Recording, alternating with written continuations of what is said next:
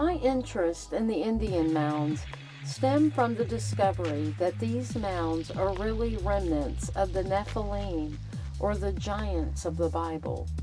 And the fact that I have lived in close proximity to many of these earthenworks most of my life and have been fascinated with the size and geometric angles of these earthenworks. There are many scholars and authors who are recognizing and acknowledging that the truth of these earthenworks have been deliberately kept from public knowledge. As this information comes forward, many more questions arise. My goal is looking at any additional relevant information that supports the idea that these mounds are part of what remains when giants roamed the earth. There are many similarities that I have noticed upon reading about the mounds, and some that I have mentioned before, similarities that I'll speak more about in a moment. The mounds located in Tennessee appear to be more unincorporated, unlike some of the other mounds located in other states across the southeastern of the U.S., but they are still important to acknowledge and look at because they exist as part of a whole network. The first we're looking at are Shiloh Indian mounds. These mounds include 6 that are rectangular with flat tops, resembling a platform or a pyramid with no top, very much like the Mayan pyramids, along with 7 earthen mounds enclosed by a wooden palisade surrounded by dozens of houses. It's interesting that these mounds are located in a national military park where the Battle of Shiloh of the Civil War was fought.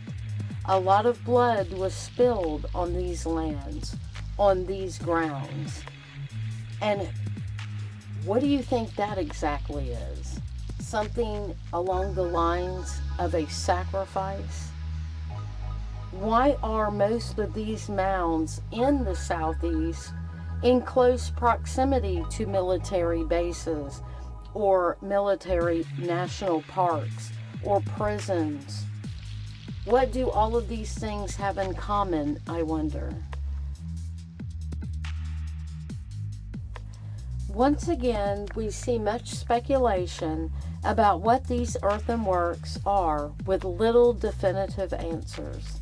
They admit that there are no written records to tell us exactly the history, yet they love to plant the seeds of doubt they call theories, and they push their theories as facts. And some of their theories include that Shiloh was a chiefdom, which would have included the most important political and religious leaders at the time, comprising of councils and things of that nature, of course. And for an area that they admit that they don't have any written records for, they sure do have a lot or plenty of theories. So it's stated by the National Park Service that the first archaeological excavation at Shiloh took place in 1899. And of course, I have to point out that that year, in their numbers, 8 and 1 are 9, and then 9 and 9. I mean, so we have a pretty good idea just by that who's behind it. But anyway, when Cornelius Cadle, chairman of Shiloh Park Commission, dug a trench into Mound C, where he found the most famous artifact from this area, a large stone pipe carved into the shape of a kneeling man. This artifact is on display at the Tennessee River Museum in Savannah, Tennessee. This effigy pipe is made of the same distinctive red stone found in statuettes located in the Cahokia Mounds region in Illinois near St. Louis, Missouri. It's alleged that Shiloh is one of the few places in the eastern United States where remains of prehistoric houses are still visible on the ground surface because the area around is being protected as a national military park.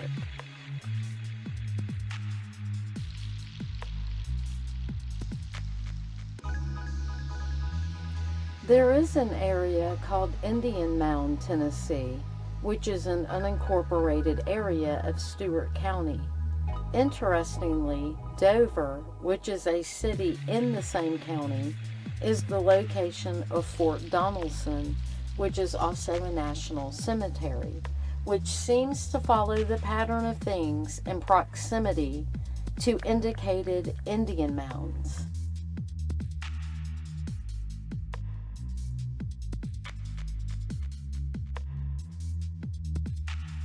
There also seems to have been a pretty impressive Indian mound located near Chattanooga, Tennessee.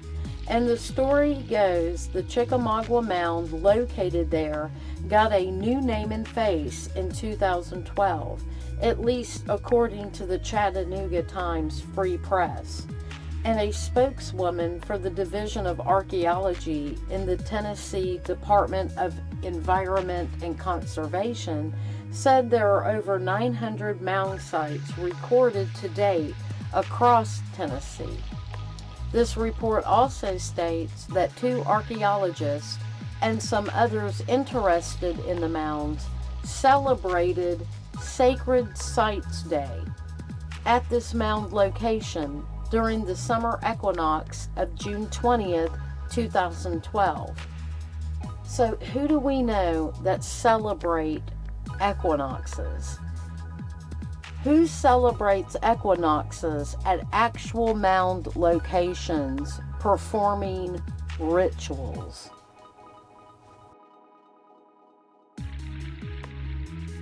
This also confirms that these ancient mounds are still being used or was still being used in occultic rituals in 2012, and I believe even up to this current day. It also lends the question, why was this mound just named in 2012? There was also a larger mound called Cityco Mound in Chattanooga that served as a recreational facility during the Civil War and was conveniently leveled for construction of Riverside Drive in 1914. And we see this reoccurring theme of cover-up too. It's like they take it down or destroy it or turn it into something else. And so we are learning that our history has been distorted in some cases or withheld in others, which leads to all the questions, of course.